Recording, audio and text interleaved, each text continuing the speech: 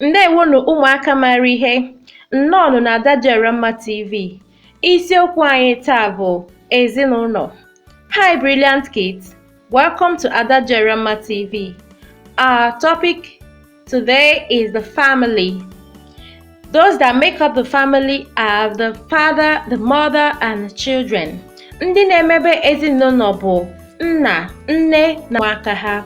Ngwa ka anyị bido. Nna, nne na ụmụaka ha. Father, mother, and children. Nna, father. Nna, father. Please try and be pronouncing after me. Nne, mother. Nne, mother. Nne, mother. Nna na nne, father and mother. Nna na nne, father and mother. Nna na nne, father and mother. Nne na nwa, mother and child. Nne na nwa, mother and child. Nna na nwa, father and child. Nna na nwa, father and child. Nwa, child. Nwa, child. Nwa, child. Nwa nwoke, son.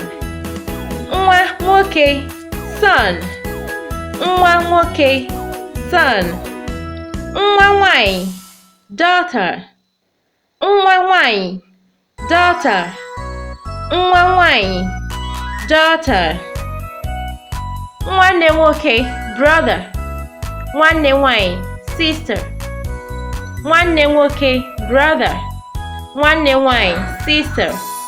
Ụmụnne, siblings. Ụmụnne, siblings. Ụmụnne, siblings. Nna ochie, grandfather. Nna ochie, grandfather. Nna ochie, grandfather. Nne ochie, grandmother. Nne ochie, grandmother. Nne ochie, grandmother. Nwanne nna m nwoke, paternal uncle. Nwanne nne m nwoke, maternal uncle. Nwanne nna m nwanyị, paternal aunt. Nwanne nne m nwanyị, maternal aunt. Ọ dị mma ụmụaka, ebe a ka anyị ga-akwụsị ihe omume anyị nke taa. This is where we'll end our lesson for today. I hope you learned something. Always tell mommy and daddy to play this video for you so you will learn better. Remember, we learned about nna, nne, ụmụaka, ụmụnne, nwanne nwoke, nwanne nwanyị, nna ochie, nne ochie, nwanne nna m nwoke, nwanne nne m nwanyị. Alright, thank you for staying with me. Bye till next time.